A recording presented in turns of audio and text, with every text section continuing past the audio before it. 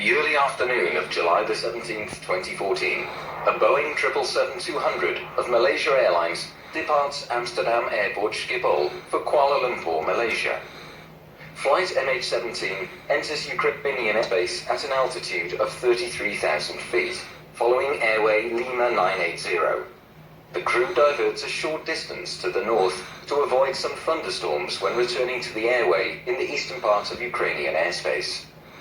In this region, an armed conflict between the Ukrainian government and armed groups is in progress.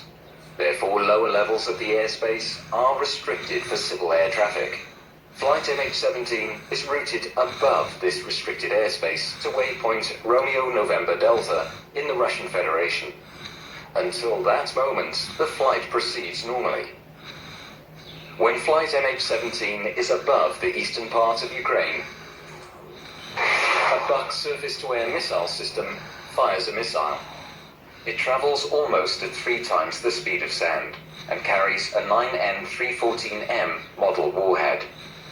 Inside it is an explosive core surrounded by 2 mantles containing preformed iron fragments.